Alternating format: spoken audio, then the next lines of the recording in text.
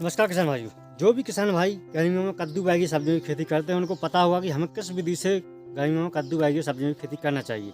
कद्दू बैंगन सब्जियों की बात की जाए तो कद्दू बैंगन सब्जियों में आपका खीरा आता है, ककड़ी आती है, कद्दू आता है, लौकी आती है, गिलकी आती है।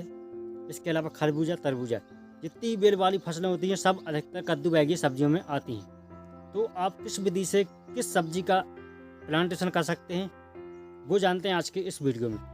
लेकिन जो किसान भाई ओपन फील्ड में खेती करते हैं उनके लिए हम बताना चाहेंगे कि आप किस विधि से अपने खेतों में कद्दू बैंगन सब्जियों को लगा सकते हैं। क्योंकि यदि आपके पास में मल्चिंग पेपर और ड्रिप की व्यवस्था है, थोड़ा सा आप कॉस्ट लगा सकते हैं तो बहुत ही अच्छा तरीका है। इससे अच्छा तरीका सब्जियों के लिए कोई भी नहीं हो सकता है, क्योंकि बहुत ही लॉन्ग टाइम के लिए सब्जियां चलती हैं, उनका उत्पादन मिलता रहता है। आपको खरपतवार निकालने की समस्या, कम से कम पानी की देने की समस्या और जो ऑटोमेशन पर काम हो जाता है आपका पूरा। इसलिए आप इस प्रकार से यदि सब्जियां लगाते हैं तो बहुत ही अच्छा उत्पादन दे सकते हैं। यदि आपके पास में व्यवस्था नहीं है तो आपके लिए किन किन विधि से आप लगा सकते हैं अपने खेतों में तो वो जानते हैं। सबसे पहले आप ओपन खेत में थाला विधि से लगा सकते हैं।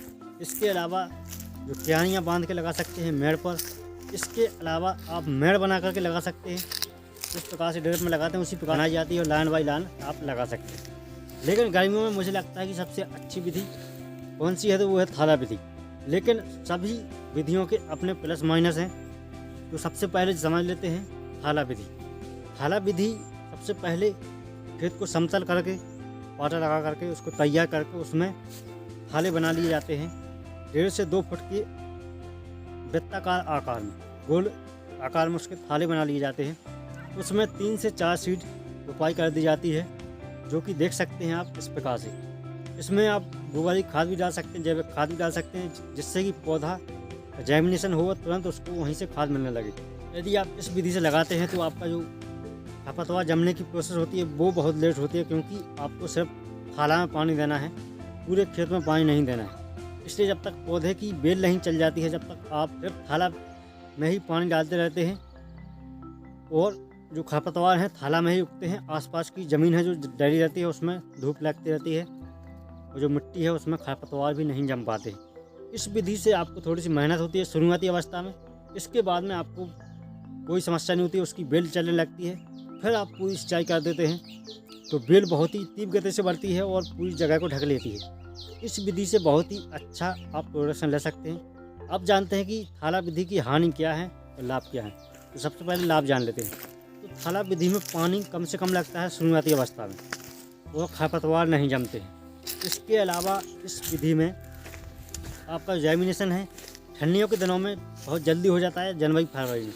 क्योंकि यदि आप इस विधि से लगाते हैं तो जितना आपको थाला बनाना है उतने में ही आप गोबरी खाद डाल सकते हैं। उससे गोबरी खाद से गर्मी बनती है खेत में और आपका जो अंकुरण है जल्दी हो जाता है।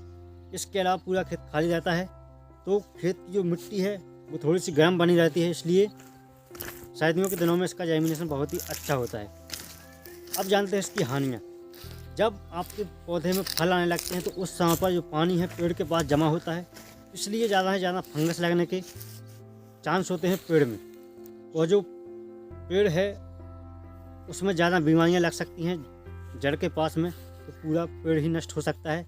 और आपके एक थाला में 3 से 4 पेड़ होते हैं, यदि एक पेड़ में कोई बीमारी लगती है तो 4 ही पेड़ नष्ट हो सकते हैं। इसलिए विधि से आपकी जो जगह है बहुत ही खाली हो जाएगी, क्योंकि एक थाला के यदि पौधे मर जाएंगे तो आपकी बहुत सी एरिया की, जितनी एरिया में उसको बढ़ना है उस एरिया की जगह पूरी खाली हो जाएगी। ये थी कुछ लाभ और हानि थाला विधि के।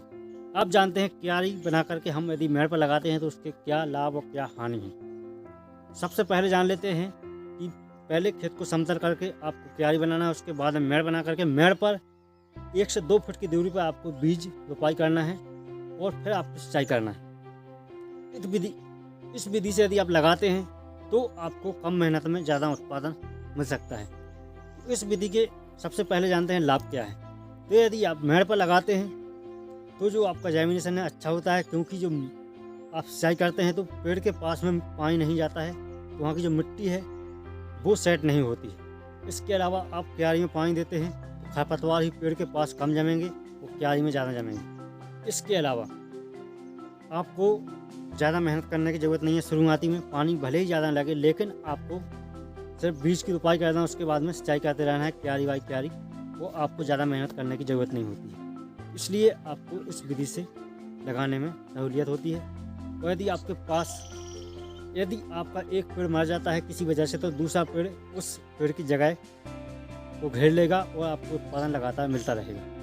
आप जानते हैं कि इस विधि की हानि क्या है। तो सबसे पहली हानि यही है कि इसमें खरपतवार बहुत जल्दी जमाते हैं। पौधा जम नहीं पाता है, खरपतवार पहले ही जमाते हैं। क्योंकि आप पूरी क्यारी में पानी देते हैं तो पानी वहाँ से छोड़ते हैं, तो जहाँ जहाँ मिट्टी है सेट हो जाती है, पौधे की जड़ है जो अच्छे से नहीं बढ़ पाती है आसपास, तो खरपतवार हैं पौधे के लिए घेर लेते हैं। इसलिए इस विधि से सबसे बड़ी समस्या खरपतवार की होती है, खरपतवार जल्दी उगाते हैं। तो यदि आपको ये विधि पसंद आती है तो आप इस विधि से भी खेती कर सकते हैं। अगली विधि है हमारी ड्रिप सिस्टम जैसी।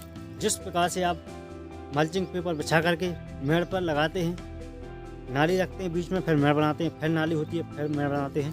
तो मेड़ से मेड़ की दूरी ज़्यादा रखते हैं आप, 3 से 4 फीट 5 फीट। इस विधि से यदि आप लगाते हैं, इस प्रकार से आप ड्रिप में देख रहे हैं, तो भी आपको बहुत ही अच्छा उत्पादन मिल सकता है। सबसे पहले जान लेते हैं कि नाली विधि में क्या लाभ हैं और क्या हानियाँ हैं। तो सबसे पहले लाभ की बात कर लेते हैं। तो यदि आप नाली बना करके, मेड़ बना करके आप पौधे की रोपाई करते हैं, तो जो आप सिंचाई करते हैं तो कम से कम पानी लगता है आपका, और ज़्यादा से ज़्यादा आपको उत्पादन मिलता है। और पौधे का जो विकास है बहुत ही अच्छा होता है, बीमारी लगने के चांस भी बहुत कम होते हैं, क्योंकि पौधा मेड़ पर होता है। पौधे के पेड़ के पास में पानी नहीं जा पाता है, इसलिए पौधे में बीमारियाँ कम से कम लगती हैं। और अगली बात यह है कि जब भी आप सिंचाई करते हैं तो पानी बहुत कम लगता है, क्योंकि आपको सिर्फ नाली में पानी देना है। तो खरपतवार की बात की जाए तो खरपतवार भी बहुत ही कम जमते हैं, क्योंकि पेड़ के पास में सिर्फ नाली में खरपतवार जमेंगे, और नाली में आप किसी भी मशीन से निकाल सकते हैं, और मशीन चलाने में आपको आसानी होती है। वो आपको तुड़ाई करने में भी आसानी होती है, और आपको किसी क्रियाएँ करने में भी आसानी होती है, यदि आप लाइन बाई लाइन नाली बना करके पौधे लगाते हैं। तो अब जानते हैं कि इस विधि की हानि क्या है। सबसे पहली यही हानि होती है कि गर्मियों में ज़्यादा पौधे के लिए पानी की ज़रूरत होती है, और जो मेड़ पर आप पौधा लगाते हैं तो मेड़ की चौड़ाई है 1 से 2 फीट की होती है। तो उस समय पर पेड़ के पास में पानी की कमी हो जाती है, इसलिए बहुत से पेड़ मर जाते हैं। यह विधि बरसात में बहुत ही सक्सेसफुल है, लेकिन गर्मियों में मुझे लगता है कि इस विधि से लगाने से आपको हानि हो सकती है। तो यदि आपके पास में ड्रिप सिस्टम है तो आप इस विधि से लगा सकते हैं, अन्यथा आप खुले में पानी देना है तो आप इस विधि से गर्मियों में मत लगाइए। बरसात में आप इस विधि से लगा सकते हैं, बहुत ही अच्छा प्रोडक्शन मिलता है इस विधि से। ये थे कुछ लाभ और हानि अलग अलग विधियों की। तो हमने इस वीडियो में बात की 3 विधियों की, थाला विधि, क्यारी विधि और लाइन से लाइन वाली जो मेड़ से मेड़ वाली विधि है वह विधि। तो आप 3 विधि में से किसी भी विधि से लगा सकते हैं, यदि आपको ओपन फील्ड में सब्जियों की खेती करना है तो। ये सब्जियां लगाने की विधियां जिससे आप अधिक से अधिक उत्पादन ले सकते हैं कम से कम मेहनत करके। वीडियो कैसा लगा? अच्छा लगा तो लाइक करें और सब्सक्राइब करें चैनल की इसी प्रकार वीडियो पाने के लिए।